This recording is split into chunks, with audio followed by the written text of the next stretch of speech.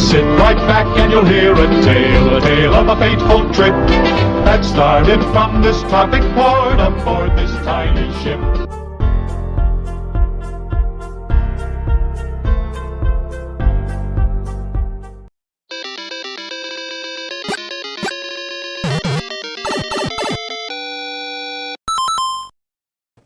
Hello and good evening here on this Wednesday, December 14th, very late, 11 p.m. I'm Dave Mader, joined with co-host Jaemeel Robinson and Josh Foster to break down the Survivor 43 finale for you here.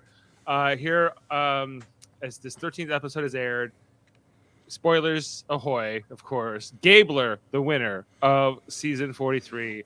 Unbelievable, Dave. Unbelievable, especially coming in halfway through the season. Oh, yes. Foster, your reaction to this finale. Unbelievable. Are we jumping to the end so soon, or? Yes. Well, it's okay. Yes, we can start with Jaemeel. Why don't you go first then, Jaemeel? Let's hear your thoughts. I'm not happy.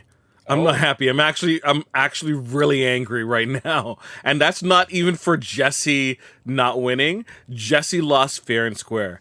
I call bullshit on the Gabler win. I'm sorry. That just seems like Cassidy's reaction was right. She won that game. She had that game dead to rights.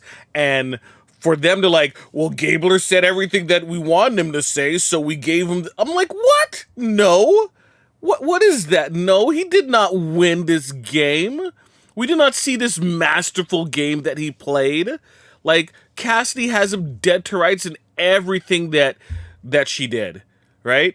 She was strategic, she had the physical play, and she outwitted a whole bunch of people, right? Gabler was just a punching bag for a good portion of the game, where he's he's Owen, but Owen with self-delusion. All right? I think that this is worse than the Natalie White Russell Hantz. I'm flabbergasted by this. Once that happened, I couldn't even really enjoy the reunion show. I was just this is disappointing. This is disappointing of a season. And it's not 2 seasons ago where we didn't see a lot of what was happening behind the scenes, and that's why our Canadian Niagara Falls resident who won, not Marianne, Erica. Erica won. No, we didn't see this behind the scenes Gabler, gameplay that we missed out on. They were showing clips from the past episodes to reinforce certain points. What did they show for Gabler? Nothing, because there was nothing there. No, Foster, no. Yeah, there was a moment here where they realized during this vote that Gabler was going to win. It was amazing that both Owen and the whole jury just was loving here Gabler at the end of the episode. I'm okay with how this played out tonight. So I know we got Sam in the comments. I think we need to acknowledge that I'm just relieved Jesse didn't win this season. Okay, so let's backtrack a little bit if we're going to tell that story. Sure. Right? So there was a bet made at the beginning of this season that so we got to get this. Sam's saying that he's not going to be in the chat for long tonight, so I just want to make sure that we say his piece, because that is a very important part of this season for us watching. So I gave Sam my number one pick for this season, and we had a bet going that if that person won, we would do Gilligan's Island podcast. Now, Jesse was that person, and it was looking pretty good for Jesse, and unfortunately, things did not turn out. I was ready to go, guys. I was I was sure there was over 99%, or at least I was 90, maybe 85% sure that Jesse was going to win this tonight. So I was ready for. Gilligan, a skipper too, a millionaire and his wife. I will point out that during the course of the season in Jesse's Rising, Sam, you took a lot of liberties this season in how you treated Dave, and I think Dave deserves an apology from you regarding that. Maybe for the Gilligan's Island theme song. Right? Dave was humble about this situation. He was prepping for this podcast, right? Knowing that it could happen. He was dreading it, but he was prepping for it. So Sam, please, Dave is a man of his word, right? And was going to do it. You need to show him the proper respect, not say that you're going to beat him in the street like you did earlier. He did threaten one part. Oh, Yes. There we go. Thank you, sir. Okay. Sam did apologize. I'm glad. Huzzah. And will you do Team Samil with him again? I'm not necessarily going to make a bet such as this again. This was a very stressful thing for me. As I saw this playing out, I was like, oh no, this is... So. There has to be stakes, Sam. There has to be stakes. Dave took the bet out of the kindness of his heart. There was no stakes on your end. There has to be stakes he said next he had time. to stop asking me about it. I don't think that was good enough. Yeah. See, this is, in wrestling terms, you gotta up the ante. You up the ante. Now, for me, I would say, Dave, if I would suggest something, I would say Sam has to shave his head bald. I don't know if he needs to do that, but Foster, any ideas here? Well, on the bald note, I am currently rewatching Breaking Bad, and the bald look is very in. It's very there you go. So, Sam, if you want to just do that so Sam, I think that you could pull it off. You go for a Walter White kind of a thing, and it's all good. I think he.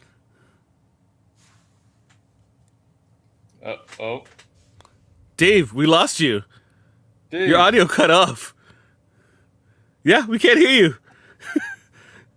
Sam's working his magic. He's like, enough of this. Enough of these okay, while Dave is figuring things out, Sam is not going to be with us that much longer for tonight. Sam, thank you for being with us this season. It's greatly appreciated, and we wish you luck on your test. Ace it, make something of yourself.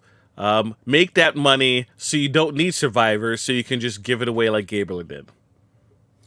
Yeah, you know what? Like, I was gonna. Oh, there's Dave. No.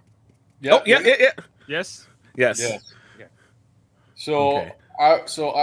Going back to what you were asking, Dave. So for me, like, I enjoyed Gabler winning from the perspective of the casual fan, right? Not looking at the technical side of the game, because I think that what Gabler won on was he won on the personality test, right?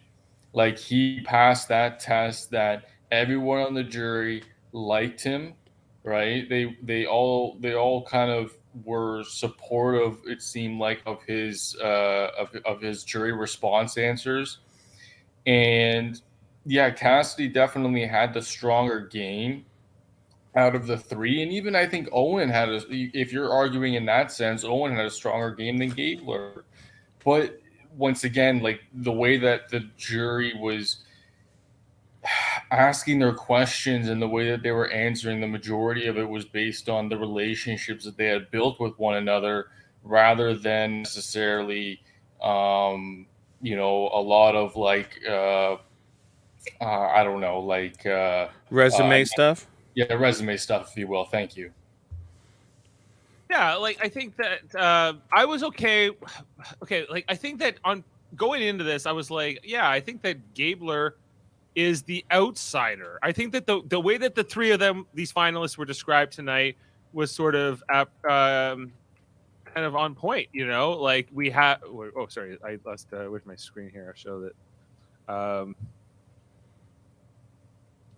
So we had Gabler, the outsider, and Cassidy, the champion, and Owen, the underdog.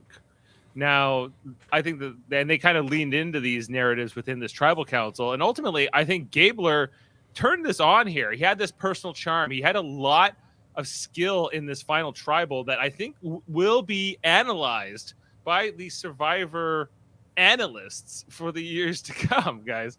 Where I think also her lack of connection with some of the jurors, and sort of the energy. Kind of worked against her. There was a lack of friendliness or something. I don't know. I don't know how it's an intangible, but that was my sort of vibe of it. And feel free to disagree with me, but and I think and also with Owen, this guy is just not rootable enough. He's Charlie Brown. Yeah, he's Charlie Brown. That's a good way of putting him. He's very much like the everyman, sort of the he's fine. He's in the middle. He can win sometimes, and some of these challenges, but also, his little fit when Carla got to the idol before him tonight. And there was just moments where you're like, this guy. There's these little times where you're like, I just think it's hard to root for him or to have a good enough reason to vote for him at the end over these other two, at least. And so, ultimately, I think did come down to a Cassidy versus Gabler. Had this gone differently tonight, I think the only thing that Cassidy could have done differently is she puts Jesse versus Owen in that fire making challenge, and Owen hopefully wins, because if Jesse wins, it's over. Jesse wins this finals, and he's probably the winner of the season. Probably, anything can happen, but I think that's very likely what would have happened.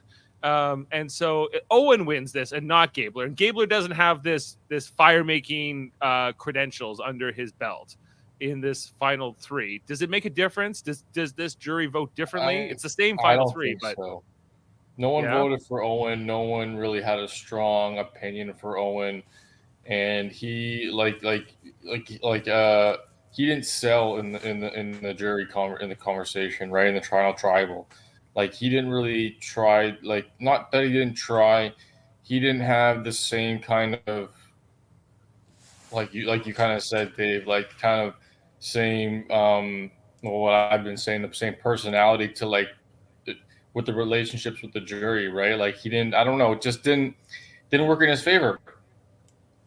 Yeah, Jaemeel? I just feel like with Owen, people felt sad for him or sorry for him, and not necessarily felt inclined to vote for him. All right. He didn't get his time to shine. Whatever he did, Cassidy did better.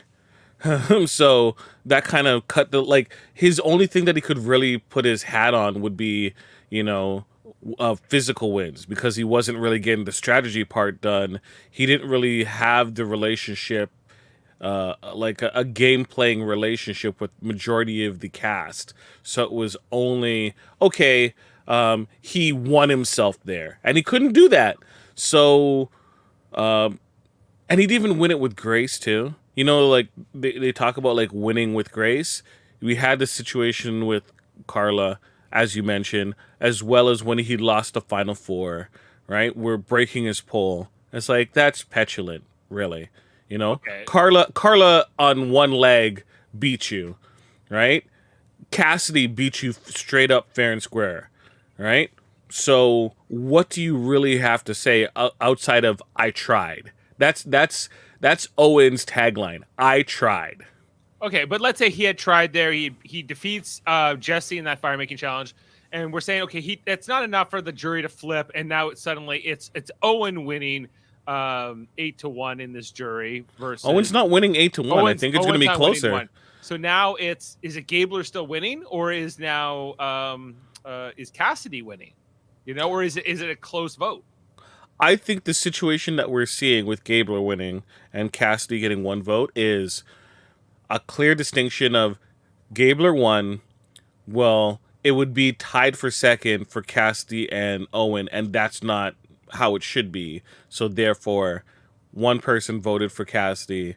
That's why she got second place, right? It seemed more so than ever that people voted in a group. Everyone knew who everyone was voting for, and they planned it out so it'd be Gabler winning with that much votes, clear, distinctive, and Cassidy getting one vote to ensure she got second place. Wait, they told us in the reunion show, Jaemeel, that they all were swayed by Gabler's final tribal performance. Are you saying that that's not correct? That they're fibbing on this? Would Janine do this? I don't want to be the conspiracy theorist person, but I have to wonder, did production know about Gabler's plans, what he was planning to do with the money, and then was that information leaked to the jury? Because that's not in his pitch on why he should win at all. He's not vote for me because I'm going to give it to charity. That's not what he says. He only announces this after the fact. But you're saying they might have known that already. He said it in the confessional. He said it in the confessional, so the producers know. I agree, the producers knew, but did they tell the jury? That's a whole other thing. I don't know. Maybe I'm still struggling with the situation, but okay, and like I think, why did Cassidy lose this? She wins this final for competition, quite impressively. I would note, and I think the fact that that she then puts Jesse against Gabler in the fire, making Gabler wins. I think she makes the right decision, more or less. Like, you could put Owen in there, and maybe that just because I think she did have it backwards. She thought it was going to make Owen more impressive to the jury because she devalued Gabler. That's her other flaw here in the game, is that she underestimated Gabler's, that the jury would go for him. I think to Cassidy, on some respects, Gabler is this doty old man who talks about, is this what it's like in Vietnam, where you're going through the brush, and the stuff, the nonsense he would ramble on about. But, I think some of the older cast members, maybe, because I think Cassidy was one of the youngest, right? Well, she's 26. Okay, so she's on the younger side, where Gabler is definitely the oldest, second oldest ever winner of Survivor, and and oldest is who is the what age? Tina in Australia. I think she's the oldest. Isn't that or Wayman, right? Yaman. Did Yaman win? Did he win? No, I don't think so. I think it's Tina. Yeah. What did you guys think? Okay, so then we kind of jump into the end, but maybe we can go back to the beginning. There's the beginning. Yeah, let's backtrack. Let's back to the beginning. So there's a lot of setup here. There's this whole thing with they all get the letters and they have to like solve the clue and chase through. Okay, hold on. Wait. Before we get there, I have a really great comment, because the first line that I wrote down from tonight's episode was Gabler talking about like being the silent assassin, right? Right. And my first reaction was, "Who have you assassinated?" Right? Because like he's never know. Majority vote, but he hasn't been like the lead person on that majority vote. Right. The best assassin doesn't show up at the castle with an axe saying, "I'm here to kill the king." He or she slips into the kitchen, puts a vial of poison in the king's bowl, and leaves. I'm okay. I'm struggling. Sorry. Just a quick fact checking. I was wrong. It's not Tina from Survivor Season 2 who's the oldest. She is actually the third oldest.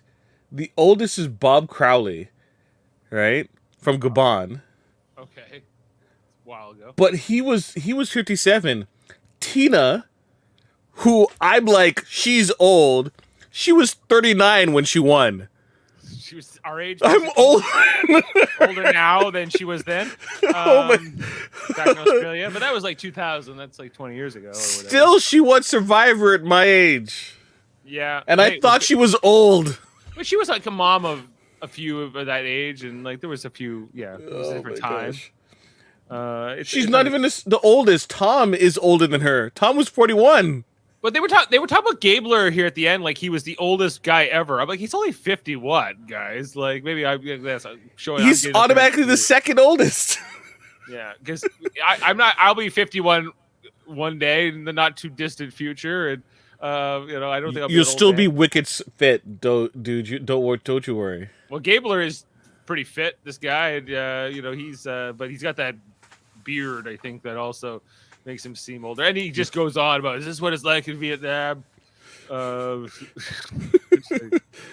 Gabler in the. Like I said, he wins the personality test. He gives the majority of the Survivor audience, something to root for, right? Right. Like, and it's, but I know you're shaking your head, Jaemeel, right? Because once again, we are Survivor lovers, right? We are technical, right? Like we get down to the nitty gritty, right? And that's the problem. And I was noticing with this Survivor when I came in, right? Like everyone was so nice to everyone. You know what I mean? And it was not really like there was no real bad blood, and the production was not happy with it this season. Yeah, well, maybe for that reason. Maybe that rumor it could be substantiated. I'm not surprised if it was, right. Like they had these feel good moments throughout the second half of the season that I was able to watch, but it seemed to me that it lost that competitive kind of spirit, right? Like I don't know, and also too, what I'm used to is not these smaller little alliances that shift and grow and evolve and change. Like typically, you're usually looking at like two sides, right? And then it's like battling against one against the other. They don't like each other. There's turmoil, there's tension, right? But there wasn't any of that this season. There wasn't any conflict. There was conflict. Yeah, exactly. Like Owen mentioned the situation he had with James, right? And he was apologetic, and he was. I regret that so much. That and I barely remember that. But that was the only kind of blow up that I saw, right? Like other than Gabler, accusing of the bag stealing, right? But or bag opening, but like it was kind of like it's to put it lightly in a sense. It's a soft season. I felt like the closest would be some minor animosity, and the most you really saw that was consistent over time was like Cassidy and Carla for like 2 episodes, right? Where Cassidy's kind of biting her tongue like, oh, I want to get her out. I can't believe she lied to me. When everyone else is like, well, I lost, shrug shoulders and just moving on. Like the 2 most competitive people I felt were Carla and Jesse. So it was really invested in their stories, right? I got really emotional when Jesse lost, but he lost, right? I felt he lost. I was able to come to terms with him losing, right? He wasn't good enough. Fire killed him. End of story. Credits. But I didn't feel I think he made his moves. I think that Jesse's game also has some other flaws. I'm sorry to interrupt, but go ahead. But it's just that Jesse, him cutting Cody when he did, I think it was a vote too early. I think it's fine to cut your biggest ally and do it the way you did it. I think it was a step too soon. I think he was sacrificed Cody as an ally because Cody was with him. Cody was not going to turn on him. At least not on the next vote, certainly. And I know that I understand why Jesse wanted to do it, and there was compelling reasons to do it. But I think getting out Cassidy, I guess they couldn't. Was that the vote where they couldn't get out Cassidy, and so he decided to get out Cody instead? Or Cassidy won immunity. Yeah. Cassidy won immunity. He was probably afraid of Cody winning immunity again, right? He was, and I get that, and I think if I was in Jesse's position, I might have made the same decision to do the thing Cody when he does it. But I think if he made a different decision, I think it's possible this goes better for Jesse, where he's in a stronger position here in the Final Four, where he doesn't because Cassidy and Gabler and Owen were all like, oh yeah, we have to get Jesse out. Now he made these huge moves at Tribal. The jury is going to definitely vote for him now. They were aware of it. So Jesse also played his hand a little early, I think, too. But if he didn't do that, Cody was making it to Final Four as well. So who are they getting rid of? They can't get rid of Cassidy. So it's either Carla, Gabler, and Owen, right? Well, do you think if Cody had gone to the end instead of Jesse, or that Jesse or Cody would have been a great winner choice? Like he wouldn't be able to explain the situation good enough. No, I think so too. So like, I once again, he would have been like a more classic Survivor winner right? Where it was just dominating challenges and being like. But he didn't win that many challenges. Well, I guess in a sense that he was more of a threat, I guess, right? He was more of a threat that way. He was also the lead, like he kind of was the like everyone looked at Cody and Jesse as Cody and Jesse, right? Right. So Yes. he also like had that like old school kind of mentality, right? But or not mentality, sorry, old school like look to it, that alliance, right? But what I'm trying to say is that this game is now evolved, right? And it's just it's not what it used to be. Like, let's say they get out, instead of getting out Cody, they get out Carla on this last vote, right? And now, So they don't play any idols. Carla keeps her idol, and they vote her out.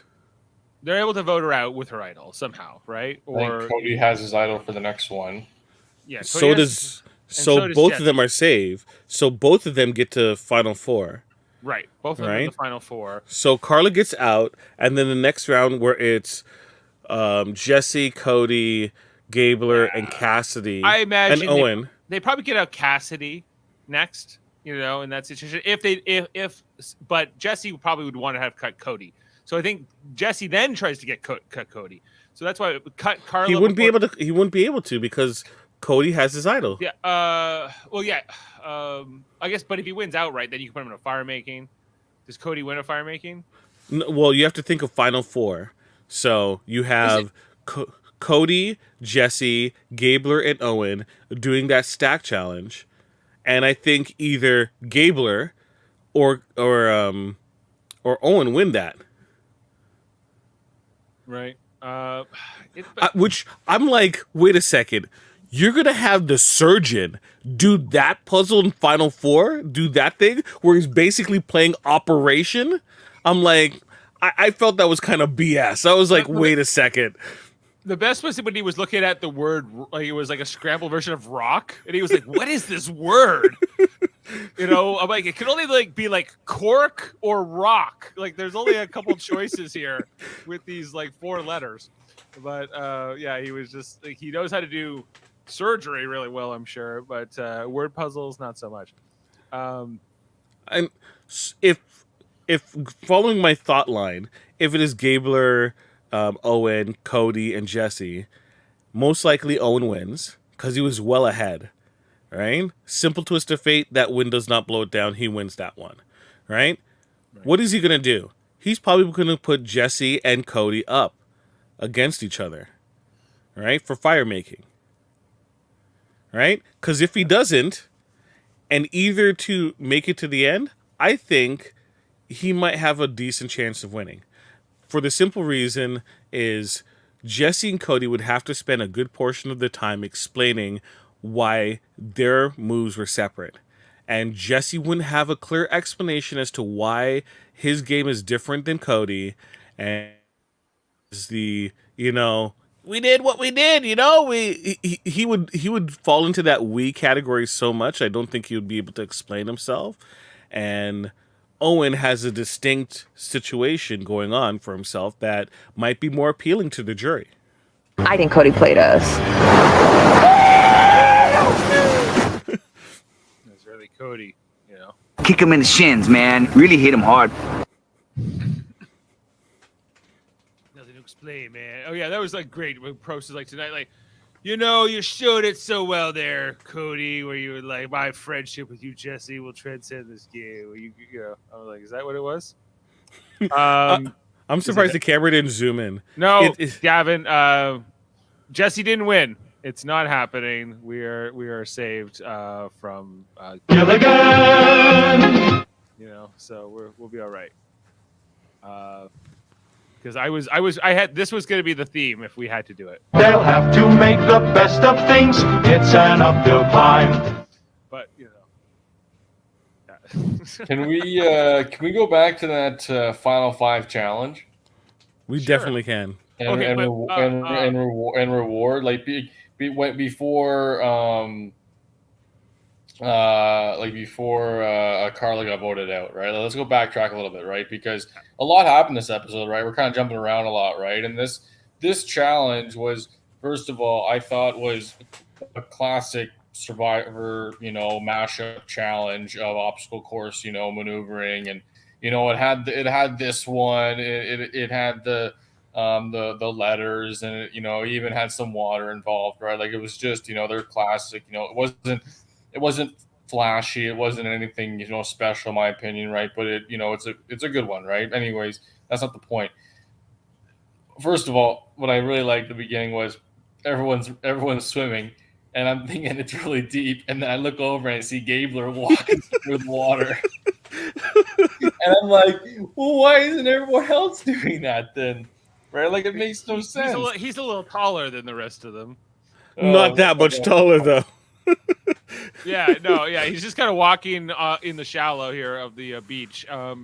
Whereas everyone's swimming and pushing their buoy along, which seems like more energy. I would agree with that, especially when he can just pull himself along this rope. Yeah. The challenge. Okay, so the fact that Carla got this advantage on the word puzzle ultimately doesn't matter. Owen wins this challenge anyway. In the end, but it's tough with puzzle challenges because, as Probst was saying, all it takes is for you to clue in to that word that distinguishes itself, and things just fall into place. And maybe if like she had 10 more seconds or even 10 less seconds, it could have clicked in, right?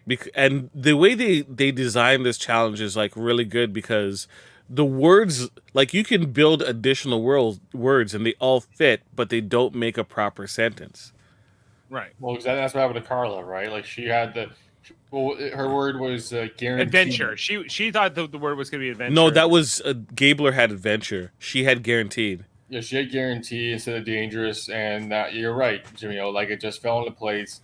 But no, it was like it was good, and like even like I even thought that the just go back and just a little bit further. I'm I'm glad that, or I like to see that word puzzle they had for the clue down the beach to get the advantage. I thought that was a good. I thought the clue itself was cool, like to figure it out. But obviously the advantage was Carla didn't make anything of it. Yeah, got the shot here of Gabler trying to figure out what is this word? Is it cork or is it rock? What else could it be? He's like, oh, it's so obvious. Oh my gosh. Yeah, here, no, it's the rock. Yeah, what could be this word? YM. What is that scrambling to make? Okay, that's a my. He had surface. There were certain ones he was having an easier time with, but what is this CKOR? What could that be?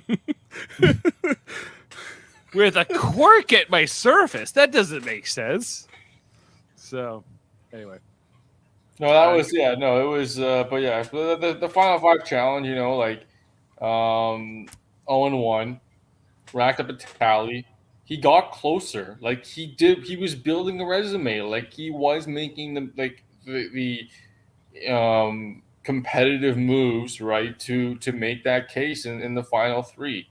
But but once again, like it didn't work out for him, right? In the end, right? But in this case, right, he won another final or one other immunity. Sorry, he took Cassidy to the reward, and and it was, and then because I was surprised at the reward that he initially was like Jesse, and then Cassidy was like Carla, and then he was like, yeah, Carla, let's go with Carla, and it was like, way to stick to your guns, Owen.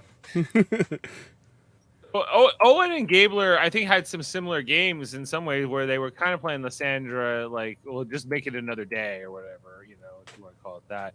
But Owen was kind of like looking for a ride or die or for kind of a strong alliance. I don't think Cassidy was really it, but I think they were kind of like left here with each other by the end, and they kind of, I don't know, we're at the sanctuary together, and they do end up in the final three. This is the second runner-up and runner-up respectively of this season.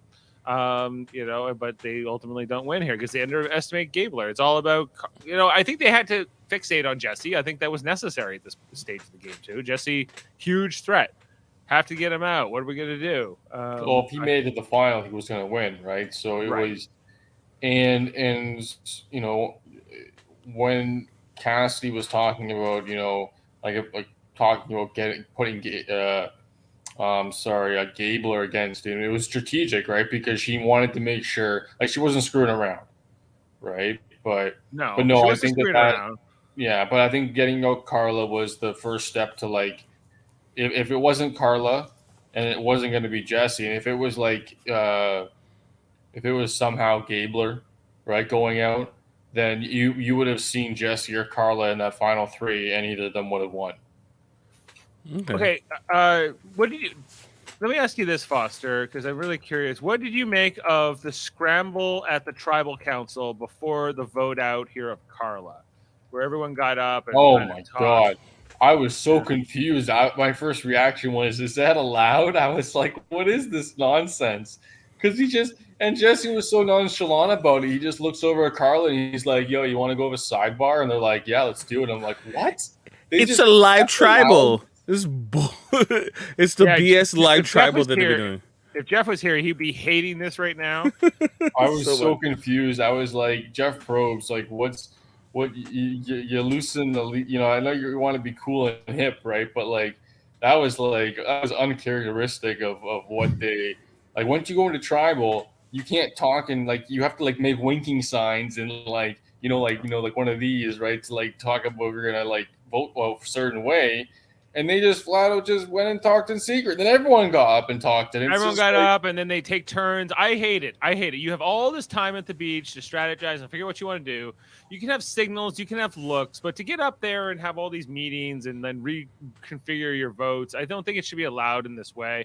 I think it should be when it's time to vote, it's time to vote, and you just do it, and probes can ask questions, but they can't ask each other questions like this. But then this is what started on 2 seasons ago, 41, really. So this is they did it before that. Live tribals have been going on. War?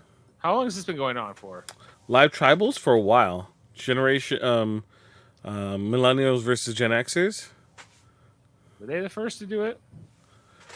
I think so. Like, it's been going on for a while. It sucks because we're not privy to all the information that's happening as well, so we're only getting bits and pieces, and it's kind of chaotic. It's interesting, but I want to hear what people are talking about. I want to see what mental gymnastics people are doing.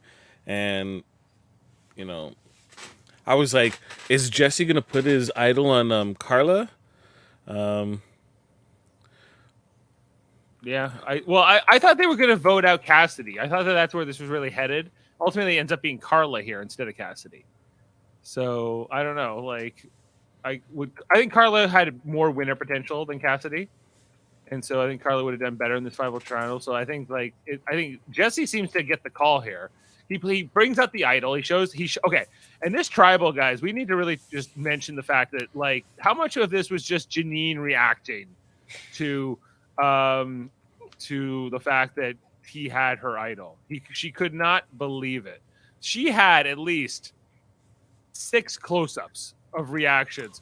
Most of the time, her head just in her hands or something along that. Well, it seemed like she was just like, I can't believe he has the idol. What is the She's what sorcery is this? She was thinking. Like, what did I do? And it's like, you didn't really do anything.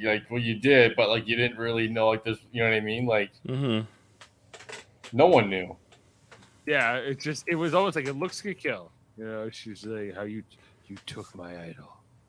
It was my idol. I collected those beads and put that thing together. And then I gave it to, she gave it to Dwight, who then gave it to Jesse, and then Dwight got voted out right away. So no one knew Jesse had this. Jesse never told anybody either. So that was also kind of Jesse played very well, and Jesse nearly could have won this game. And this is where I realized his bet with Sam was so risky. That we're so close, Dave. So close. I was like, I have a 15 out of 16. Outside Sam are happy, but it seems that you looked like you escaped something there. Yeah, no, glad to hear. Maybe one day I'll do it with my dad and stuff, but I don't. I have a lot else going on in my life, so it's You'll not. do a challenge podcast before you do a Gilligan's Island I, podcast. They will tell you yeah, that. we got a lot of projects on the go in the United Federation of Podcasts, so it's the Gilligan's Island one is something we'll get to eventually, I think. But. So, who do you expect to ever come back if they bring people back? From this season, Yep. I think Jesse's the only one worth bringing back. But Really? Gabler, I think of course, is a winner now. So. Carla, I think, like, and from trying to think from the like, honestly, I did like Noelle. I did like her gameplay a little bit, right? But I don't know if that'd be a little bit less. Noelle, I could see them bringing her back. Really? I don't see it. I think it's clearly Jesse, Cody, and Carla. Oh, Cody, yeah. Cody for sure. Like Cody doesn't have a chance of winning, but people are going to be excited. It's like, Cody's back, yeah. And he's like, guys, I'm a little bit smarter this time. I'm still the wild guy that you saw before. I'm going to be jumping off cliffs and everything now like people know that. I'm a salesman. There was also like all these revelations tonight in this episode. It was like, I'm 19, or guess what? I'm a Paralympian, or guess what? I'm Jesse was the worst. Jesse was insufferable in some of his tribal councils. Which is like, guess what, guys? PhD, whatever. I have a PhD in political science, and that means. And I was like, so, and he was like, well, that means I know what deception is. I think this was like just his like audition pitch. Basically, but then he was like, "So that's what you have to impress me in my vote. That's why I'm so like that's why the best." I'm asking this certain question.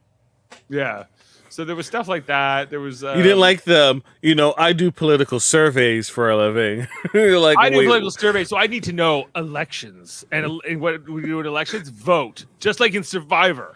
I'm like, yeah, but like it's a different thing. It's like, keep the segues for the professionals. Oh, and how many times did he get a sad story? It was like, I grew up in juvie, or I have a family. Look, or... I can't help but I felt for that dude.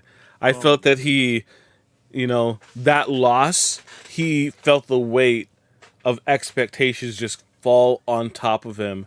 And the dude, there was a little bit of like, he started laughing once Cassidy was talking to him, and he kind of, you see it just kind of let go out of his body. He just felt like he let his family down. So. Oh no, he says just Okay. Panic in the streets. Yeah. The world mind doesn't have his audio situation figured out, I guess. You might need to get a codec or something, as he was saying today in our chat. Okay, I know we're jumping around. I just wanted to hit some the big points in the episode because we're coming up to midnight. So the next challenge, the final four challenge here that Cassidy ends up winning, is this stacking the items, I guess, or what? Operation with plates. Let's call it what it is. Yeah, where you have to like stack these items over top here. It looked challenging and difficult, and there's windy, so you had to go. Probst loving it. I'm all coming down here. I think Cassidy it was fun to this. It looks like this challenge was actually quite close. Everyone was ended at some point, although Gabler and Owen lost their big stacks and never truly recovered, and Jesse almost did come back and was close. If something had gone bad for Cassidy. Yeah, all it needed was her to get a gust to win 2 minutes. And then Jesse probably wins this and probably wins Survivor tonight. So yeah, huge difference in the result of this one challenge. This is what it all comes down to. If Jesse won this, who is he having, do fire? He's probably doing Cassidy and Owen. Yeah, I don't. It depends if he would respect Gabler's game enough to worry about sitting next to him or not. I could see him doing Cassidy and Gabler in the final fire. He may have won that. Yeah, I don't know. Like I don't think it matters that much. I think Jesse wins anyway. Like if he wins his final four, he's in the final three. Any combination, like I don't think Gabler's going to outtalk Jesse here in this final. I think he wins. Like it's not even that close. I think Jesse probably wins 9-0. I'd be very shocked if anyone picked up a vote, even though, and I think that you're right. Like a lot more credit and kudos needs to be given to this performance in this challenge here by Cassidy. I'm sorry. Just because she saved me from a Gilligan's Island podcast, guys. Like ultimately, she is my new hero, and She's your Ellie she's your Ellie to Sam. She saved me, guys. So and she beat 3 guys in this challenge, and kudos on her, and she did great. But I think ultimately her social games, I think what failed her in the end in why she didn't win, and I think that's what Gabler did better. I think she could have handled that Carla conversation a lot better. Yep. And I think that's someone you had a very strong relationship for a majority of the game, and that kind of fell apart so easily. Like you couldn't even handle, her possibly backstabbing you. Where she was like, "Okay, thanks, good chat," or whatever to Carla. I'm like, oh my god. Yeah, and then she apologized. Like, you know what? I would have had a little bit more respect if she never apologized for it either. I didn't like the apology. I felt that was a cheap conversation. You didn't mean it. Yeah, there was a lot. There was these two, Carla and Cassidy. If they could have worked together better, they could have run this game. I felt like really what this could have been is like Carla and Cassidy versus Jesse and Cody. Because I think that Owen and Gabler were malleable enough that they, if those 4 wanted to run things and be the true Final 4, they could have done it. But they also obviously they don't want to make the Final 4 harder for themselves than they need to. So it's so in their mind, okay, we're gonna keep Gabler and Owen around, but nobody was here a goat. Nobody was going to Owen the closest thing to one, and I don't think I think Owen can win a season, if he's against the wrong people here or the right people. Woo, in this case. Woo. If he was against Woo, him versus Woo, I don't know. Somebody who's really just not rootable. Somebody who you would not want to be the representative of your season. Owen could win then, or just somebody who's even less likable than Owen. So, Foster, what should we go to next in the episode? Let's see. Let's look at the trusty overview here that we got. The fire making challenge. I thought it was funny when the Final 5 challenge, Owen slaps himself, and when he topples everything over, I thought that was kind of funny. Let's see. I was surprised Owen didn't pick Gabler for a reward. I was surprised he picked Cassidy over him for a reward. Because I thought they were pretty close. Yeah, but I don't think they ever were. Owen and Gabler have played since the beginning, but they were never really. They were kind of working together. They always have been, kind of, but not like they've never been like a power duo, certainly, or anything like that. Yeah, no, but I don't know. I just thought they were, kind of like you said on the outs, right? So I thought they were kind of like their own little pair boat, if you will, right? Or kind of like, but yeah, no, I think that going to the fire making challenge, Gabler, first of all, he set the record. Good for him. Yeah, under 5 minutes because that was the previous record. Yeah, it was 4 minutes and 7 or 8 seconds, I think I saw. Do you think it was the power of the camo? Do you think it was the camo that did it? But if that's the record that he smoked, then Jesse wasn't doing that bad. He just went against someone who was just that much better. So much so that, they had the fastest time ever. Yeah, exactly. That's true, because his fire was going. It just wasn't getting big enough, quick enough. Mm-hmm. But if he was facing any, we've seen it for a couple of seasons where someone has fire, loses it, has to build it back up, loses it, and then wins. Yeah. And but with my bet with Sam in mind, this was the most exciting thing I'd ever watched on TV in a long time. I was just like, get that fire going, Gabler. come on, Gabler, you got this, you know. And like every time Jesse got a spark, I was like, no, Jesse's coming back, you know, because I was like, there was gonna be something. We've seen this in these fire making challenges where it seems like somebody's out of it and then they come back. I think that happened maybe in the most previous season. The And I'm wind looking- blows, and The then wind it doesn't blows. hit. It doesn't hit the string, right? Yeah. And then the other person builds up, and you're like, "What's happening? No!" All of a sudden it completely flips and you're like, what? Like, I thought this was over, you know. And they had been practicing all day, but I think like Gabler is like, you know, Boy Scout and like has you know some outdoors experience, and dad's military and whatever. So I think, you know, he was he building a fire here wasn't too bad for him. Jesse, more urban perhaps, more you know, didn't grow up in the you know, building fires maybe as often. So it's just that a little bit more of an advantage here. You know, ultimately Jesse had to win that Final Four. That was his only path because he had the immunity idol to make sure he got to Final Four. You know, and that's sometimes what it comes down to, right? But you know, I think is the better thing to play something a more like a Gabler game or an Owen game where you're not as flashy, you're not these huge moves, you don't have to be this big maniacal like mastermind with all everything else. It's just more like, you know, right time, right final three, you can win. Should he have saved his idol for the Jesse? Should he have saved his idol for Final Tribal?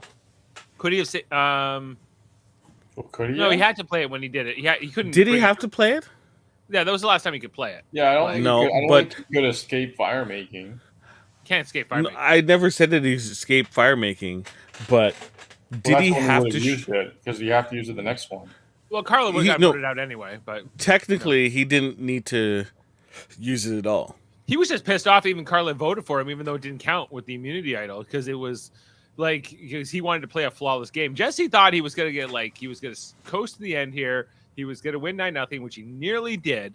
You know, and but that one vote from Carla against him when she was going out pissed him off.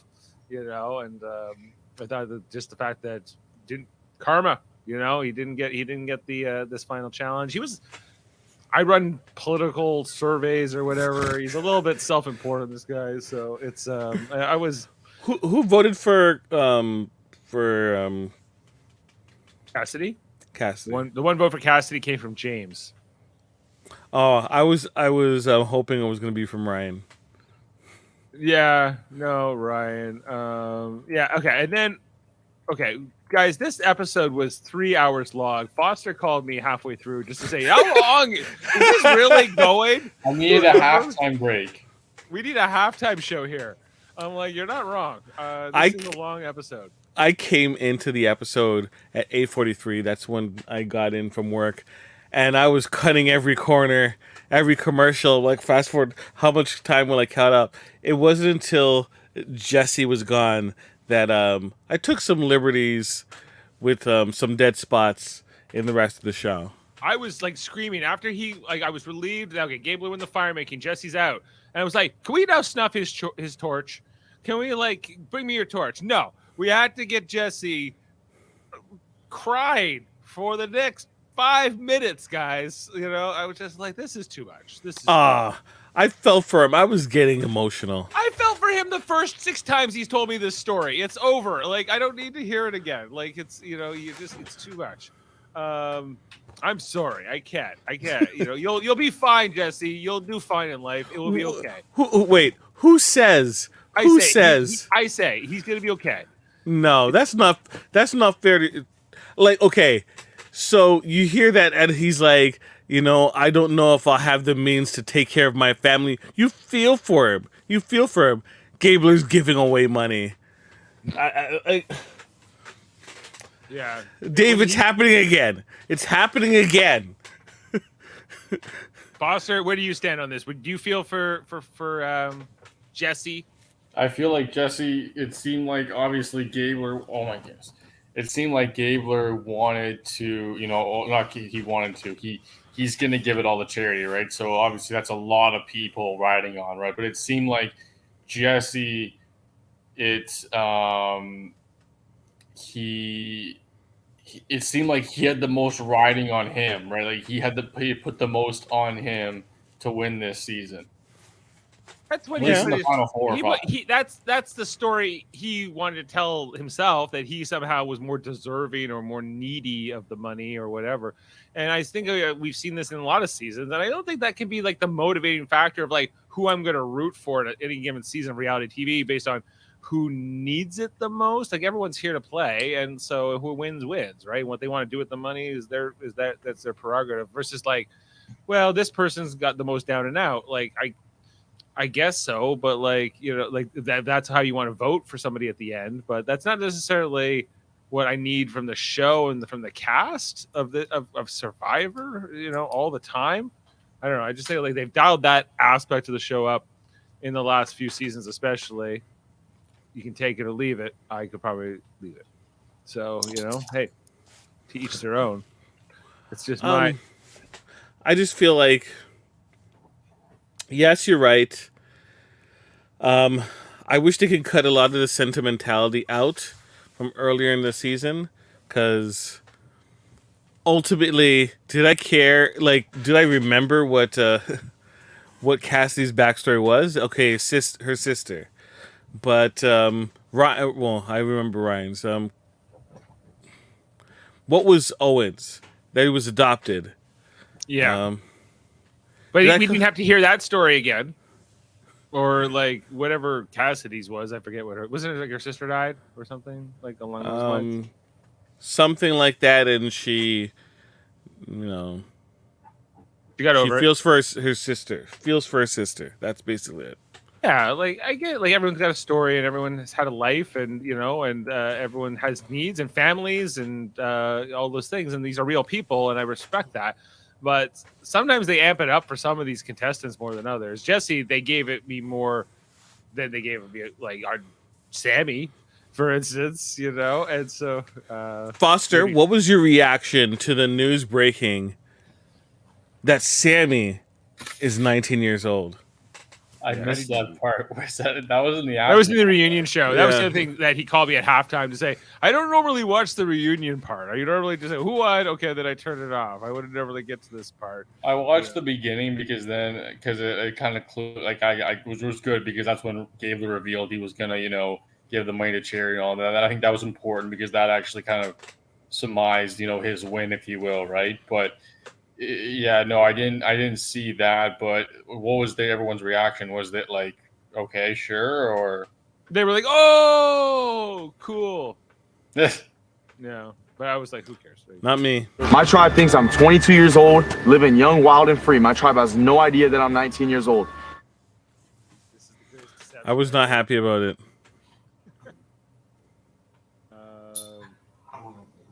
Yeah, I don't know. So, did you want to talk about Did you want to finish up with the? If we're done, we can finish up with the trailer. We're pretty much, yeah, okay. Like I think we've talked about the finale. The final. Is there anything in that final tribal from any of the questions from the jurors or any of that you wanted to touch on? I feel like they were pretty basic. Yeah, pretty basic indeed. Noelle's revelation that she was a Paralympian was like that was her big secret. She needed. I didn't realize that was a secret. No, yeah, I didn't realize that that everyone knew. Like she's obviously very athletic, and you know, obviously an amputee and is capable of competing at that level. So, but she didn't want people to know that because she didn't want people to think she was a threat. Yeah. Yep, that's what she said. Yeah. Okay. Well, guys, let's. I don't know. I think that was a bit weak, but let's the reunion show, more pizza and champagne. Okay. Just let me ask you about the reunion. I know it wasn't necessarily before we get into like the look ahead to season 44. Just the fact that it wasn't a live audience, Foster. You know, like this is kind of more similar to how they did. Well, this is what they did for 41 and 42 as well, but more similar to like season 1. You know, Survivor when they just read the winner there. How did it play out for you compared to the live audience? I like it. You liked it? Straight to the point. You know your winner there. You're not dragging it out. It's not a big production. You know, like and it also feels like it also is good for the contestants too, right? It's closure, right? Like it's they don't have like I think it's a better option. Okay. And Jaemeel, the third time around, how are you feeling about it? Were you hoping for the live audience again, or were you like? I'm glad I know they were gonna have the crappy pizza and everything, and it gives them the chance to gain more depth without like the mugging for the crowd and the let's get what this little kid says. Who do you think's gonna win? Like none of that. Who is your when Sia comes out and gives a bunch of money to them? Sia should be coming out and giving Cassidy some money, in my opinion, but that's neither here nor there. Okay. Now, let's look ahead to this season 44 trailer. We all saw this. Okay. That's a part of it. Okay. Did you just fast forward? This guy who, the gay dad who falls off the rock here, guys, if we just want to take a quick look here. Breaks his arm? Well, what's he doing? Oh Being an idiot. He's like, Cody is awesome. That, like, once he got up there, what was he going to get? You know, like it just as much as he gives, you got to. It looked ill-advised, guys. We have this guy who's like an NFL player. Did he say he was for the Seattle Seahawks? Yep. So he's a loser. And he's also a piano player and a chef or something like that. Great. There's a grand piano here in Sanctuary, right? Play another one.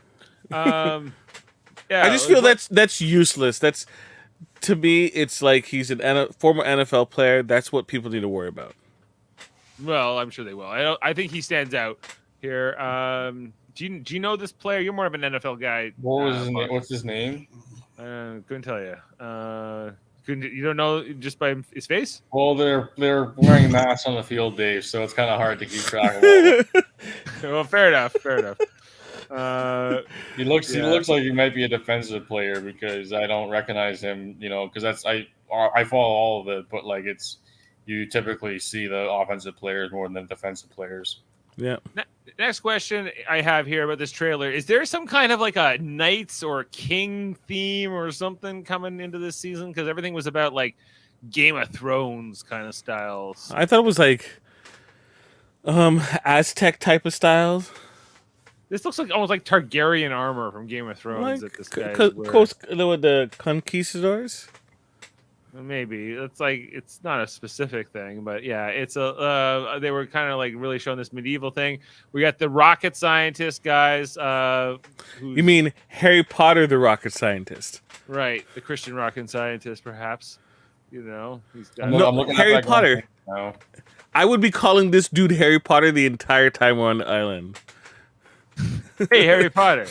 Anytime he survives a vote, I would go to the rest of my. Oh, you didn't let me finish my tagline. All right. I would point out to the rest of the cast and go, "Look, it's the boy that lived." You know, it is. And then he'll call me Voldemort and then vote me out. Is he winning this next season? No. Care to guess? No. No. You're eyeing him for the draft? I am definitely not. Let's see. Well, they were freeing him. There was some okay, who is this woman? Like, look. Then we get another shot of this armor here. That looks like a dragon, basically with a swirl. I think that HBO might need to sue them here over some imagery things. There was this one woman. She's like looking at whatever the heck that insect is. Grasshopper. Is that what that is? Isn't that a grasshopper? Pretty small for a grasshopper. Oh, isn't a grasshopper small? Or praying mantis? Maybe a praying mantis. His name is Brandon Cottam. That insect? No, the NFL player. I'm thinking of time, dude. I'm still on that. Oh, okay. You got his name is Bob the insect. I looked it up online. Thank you, Foster. Okay, who was this woman who was like rubbing? She was like rubbing herself. Oh, she was like rubbing herself with the rock. And like Shane Powers. She's Shane Powers, and she's off TikTok. You know her? No, I'm just saying. She seems wacky. She seems wacky. Yeah, she seems like she was. He was a fullback. Is that bad? Yeah, it's irrelevant. He was let's just be happy he wasn't a halfback. Okay. Okay. What about quarterback? Oh, that's even better. Well, yeah, I would be shocked if I didn't know him. It was a quarterback. But no, it just regardless, he's a huge threat. If he tells them that he's a former NFL player, they're gonna look at him like he doesn't need to be here. They regardless of your draft position or whatever, even if you get drafted, you're making hundreds of thousands of dollars, and it's so yeah, but not forever.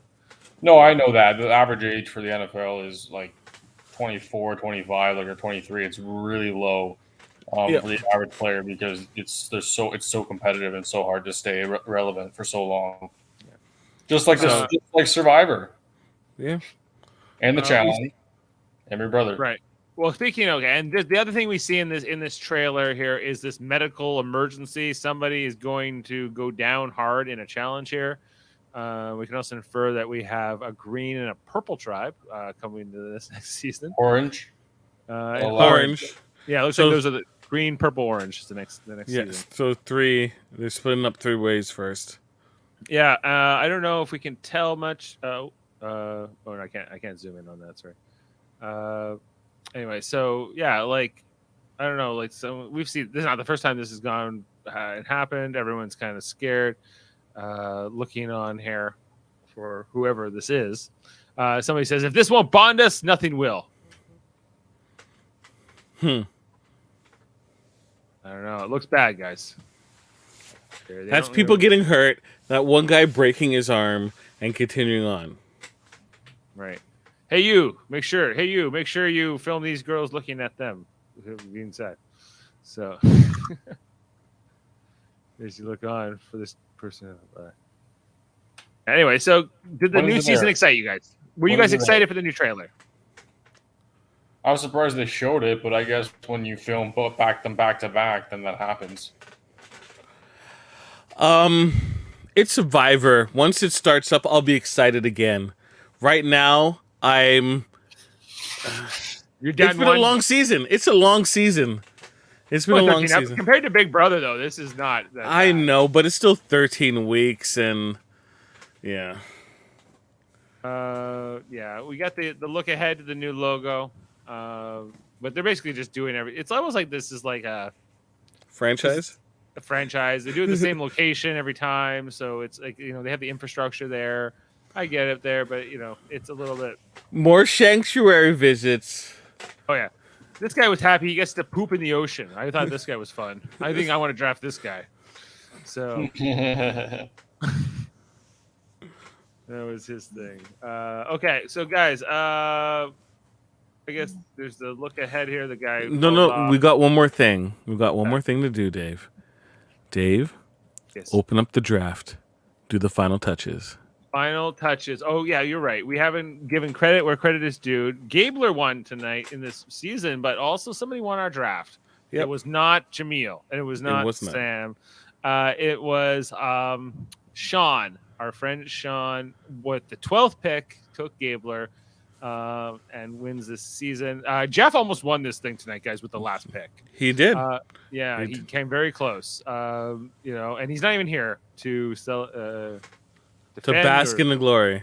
Or bask in his runner-up status or anything like that. So this is how this plays out. But, yeah, Sean wins this thing.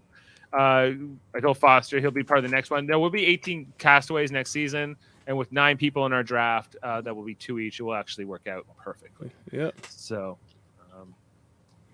we're going to get that all sorted out because we had to, like in this case, Jaemeel and Jeff had to both have 3 people each because of it didn't work out better. So Foster, your addition will actually help the math.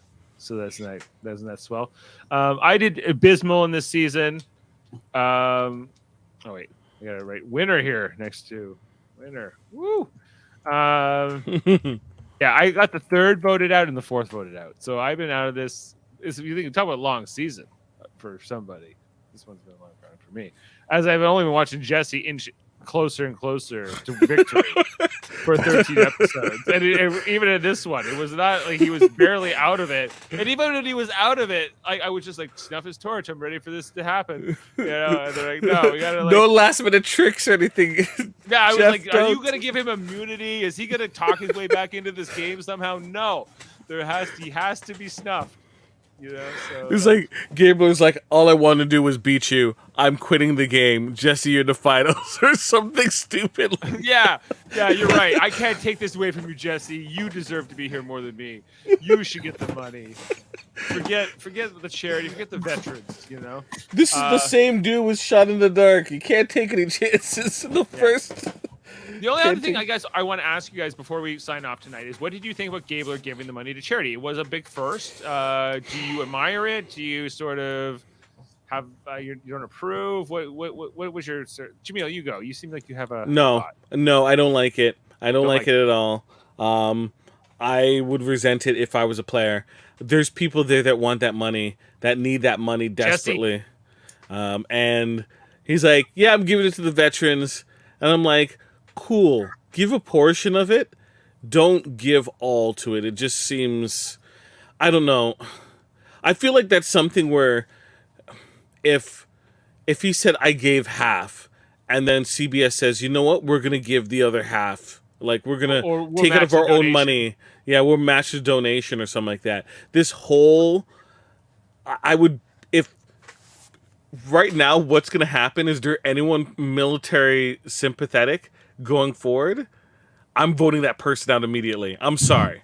Because I'm not taking any chances. This is you getting away with my money, of me getting paid, right? And you're gonna take what I desperately need and give it to a charity. And folks, before you start hopping on the Twitters and the Hives and whatever social network and say Jaemeel is anti-military, that's false. That's false at all. I think that we should support the troops, but we have these organizations in place that should be properly being taken out of, not via our charity, but due to the programs being properly funded and looked after, because Gabler's money is going to go into a pot and hopefully it takes care of the people that it touches. But what happens to the next vet, right? There needs to be reform. There needs to be these veterans to be taken care of properly, to be properly housed, looked after they've done so much for our country. And I think that the pressure should be on, and we should not forget that part. So, let me just Foster, clarify. What's your reaction to the Gabler donation? Once again, from the perspective of a casual viewer, it was a lighthearted way to end the season, right? Like not looking at it from the technical spot of the other contestants and all that, right? But just the overall gesture and seeing other, the challenge is especially they're ruthless when it comes to wanting their money, right? And it's so I see how people react and they act to get, because it's they need the money, right? They it's their livelihood, and obviously, and then Jeff even asked the question. He was like, Gabler, are you rich? And he's like, and he kind of like it seemed to me like he's well off, right? Because he didn't really phrase it that he wasn't. He's like, I'm not rich, but I'm, I've had a good life. Hard or whatever, right? I'm rich in family, and I'm like, fuck off. He obviously seems to me that he's had. You're a heart surgeon. You in the United States, where like I don't know. I feel like Gabler might have like a backstory in terms of like he had this revelation point at some point and he found God or whatever, right? And he's like I find it hard to believe he's been this. What's the word I'm looking for? Charitable? Yeah, no, not charitable. I would say like just like the attitude, the way that he presents himself, right? It's just like it seems like he like I said, like he found God, like he just changed. Like I don't know. It just seemed like he's got a story to tell. He lives his life in a sort of maybe a Christian spiritual way, and fair enough, all that. I thought that. Cassidy was the funniest on it because she was like, "Oh, really? You give all your money away? That means I'm the biggest money winner of the season." Okay, because she'll get the runner-up prize of whatever that is. You didn't win the game though. No, but she at least gets more money than him. I think she kind of liked that. So Look, I'm not trying to win more money than the next person. I'm trying to win the money. But you also want the bragging rights to win, right? Or is it just the money? The money and the bragging rights. I want both. Yeah. Speaking of which, Sean has his third win, his second Survivor win. He also won with Tony on Winners of War Survivor, and now has Gabler, of course, in his. So he's tied for the total wins ever. I thought I would be moving up to a third win, and you nearly so did, and it would have been an close. historic one. And we've all won at least once, but yeah, it's now Foster coming in with the big goose egg, so he's going to have to see. I'm going to win Big Brother Canada. Big Brother Canada. You've won it before? No. Nope, I'm going to win it next. Yeah, nobody's collected all four. That has not happened. So that's one challenge that still needs to happen.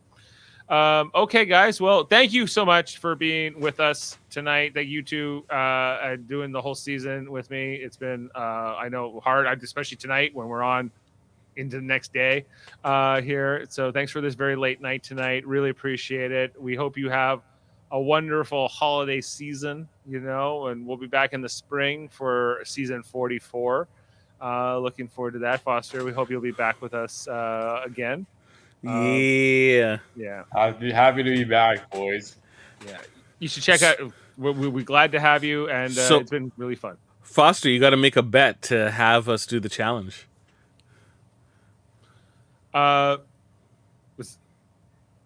Sorry, you asked Foster something. I'm sorry.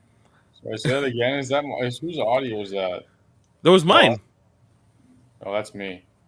Sorry, I had something in the background. Ask the question again. Sorry, Jaemeel. Okay. So next time you're competing, you got to bet to have us cover the challenge. Yeah, just like the Gilligan's Island podcast. Oh. Yeah. Well, what I was proposing to Dave, Jaemeel, was that we do a trivial debates night where it's like, I take the challenge. One of you guys takes Survivor. One of you takes Big Brother. One of you takes the Canada versions. Have Jeff do Tough as Nails. There you go. A battle of reality shows. He can have it. Okay, so thanks to you guys all. You should check out our other podcasts here. Thank you, Dave. Thank you. Oh, for Dave, hosting such a great podcast and all the work that you've done this whole season. I want to, big shout out to you. And before you close off, man, you've been the guy, the shining light guiding us this whole season. So thank you. Oh, well, I thank you. I can't do it without you guys. Jaemeel and Jeff sometimes is here, which is nice. So, on the couch to the basement. I guess when he remembers or whatever. So thank Jeff sometimes. And you should check out our other podcasts on Super Mario Brothers Podcasting. Of course, Big Brother, but we've talked about the Beatles, the Get Back podcast. Back. You got to get back at them. Get back at them. Do I have that? So good night, house guests. Good night. You look fab. Good night. Wow. I don't know. You put that in. I thought I still had that. I was replaced it. Get back at them. Anyway, Big Brother, the Beatles, and other things. Westworld, which Westworld got canceled, and I'm also going to remove our podcast from streaming just to match. No, don't do it. Don't do it. Okay, no, I won't do it. I'm going to fight the power and leave them up there. We used to cover Marvel and Super Mario Brothers, but now it's moving to its new home. Well, we might still do it here on this channel, but it's called the Mary Marvel Mater Society. It's going to be David and Davan talk about, Marvel, the MCU movies, different things. What's coming out, like maybe that new Miles Morales Spider-Verse movie, a trailer that came out. We'll be talking about those kinds of things here on the MMS working title. You should also check out the other great podcasts we're working. It's working. The United Federation of Podcasts, including tonight, Hold Up was happening. They were Davan and Murphy were on talking about Christmas movies. I think I had a comment here from Murphy saying that it got so heated on that podcast today, they took them down for spam and deceptive practices and scams. Wow. So fiery episode. Okay, what was I need to go and look at Christmas movies. So, what was it? I'm pretty sure I know the last one, and the last one was Tokyo Godfathers, which Davin had some thoughts about that wasn't in line with myself and Murphy who have watched the movie before. The one I did with the two of them, like like even though that was the one where Davin was having massive internet issues and it was lag, but Davin was just getting so mad at Murphy about the things like Murphy liked about Southland Tales, and I was like, you might have to ease down there, Davin. You know, he was always going to come through at one point. So I'm looking forward to going checking out that podcast. Yes, it's currently up on Twitch. So until we get it situated with YouTube and the audio releases, you can check it out on Twitch. So yeah. Also check out the X-Rated podcast. That's Davin and Andre's podcast on Tuesdays. They just released today an interview with Allison Seeley Smith, the voice of Storm from X-Men the Animated Series. They talked to her for about, I think it was under an hour. Great interview, really interesting stuff. All kinds of interesting questions that they posed to her. Plus, they've been doing their ongoing series of rewatching those shows. So check them out and that interview. Oh yeah, there she is, Storm. Yeah, it was a Canadian actress, and also now lives on Manitoulin Island. Which I thought was really interesting. And don't need to tell everyone where she's living. She told us she told us in the interview, so I'm just repeating what I heard. She didn't give us her address or anything, but I digress. Andre also has the Graphic Histories podcast, which is about graphic novels and some great interviews that they do with people in the movie business and comic books and artists and all kinds of great things. Check them out. There's the Wednesday horror podcast known as the Hellbound podcast with Michael Chan and Alex Blackburn. They were just talking about Barbarian and some other new horror movies and things that have come out recently. The pair of them won I think won a People's Choice Award at a NYC a film festival. I didn't know that. Oh, okay. Federation members, Hellbound podcast, award winners. Bringing glory and honor to the Federation. Very, very, very awesome.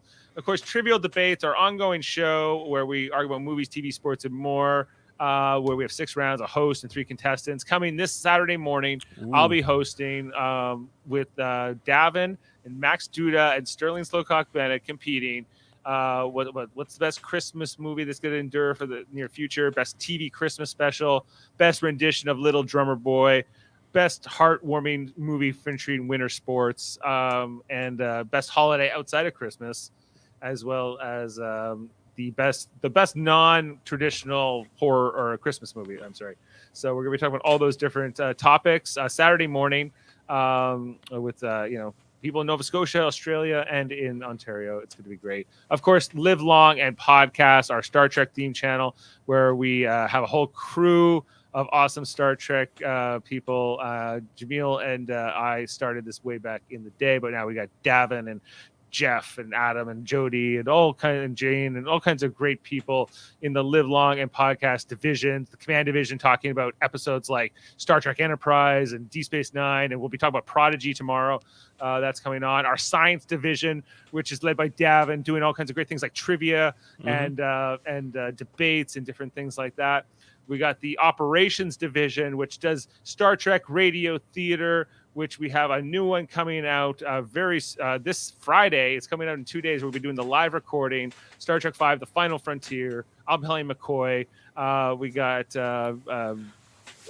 Jameel's playing Scotty. We got Murphy playing Kirk. We got Davin playing Cybok. Jody's God. It's going to be amazing. Foster, make sure you tune in for this one. It's gonna be entertaining. Don't you dare miss it. Don't you dare miss it, of course.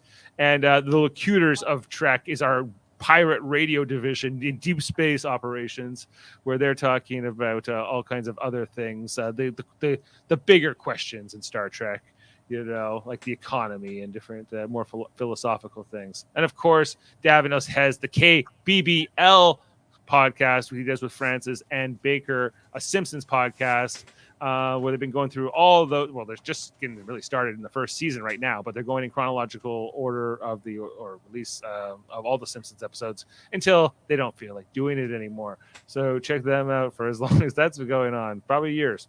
Did I miss anything? Well, not official members, but let's for a second talk about fighting games. Yes, let's talk about them. Yes. Let's okay. Let's talk about fighting games. Is a game a podcast about fighting games, hosted by Dave's wonderful son, Eamon, Yes. aka Sam Jerka, right? With his friends Paranoia and Super Smash Brothers Seth. Their next episode, they should be covering Guilty Gear Strive and possibly the Game Awards. Who knows? So check that out. So that's his rapper name? Yeah. No, I don't Wait. Okay, I was like, legit? Is that legit? I'm joking. It's more like his gamer name. Okay. So yeah, thanks guys again. This has been tons of fun, and since I'm feeling the relief of having won this bet tonight, I think we'll just go out, for Sam here with a song. We'll see you next time here on Super Mario Brothers Podcasting. Merry Christmas, Happy New Year. If we don't see you until then, of course. See you next time. Now this is the tale of our castaways. They're here for a long, long time. They'll have to make the best of things. It's an uphill climb. The first mate and his skipper too will do their very best to make the others comfortable in their tropic island nest.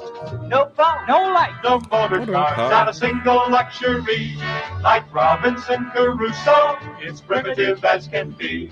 So join us here each week, my friends. You're sure to get a smile from 7 stranded castaways here on Gilligan's Island.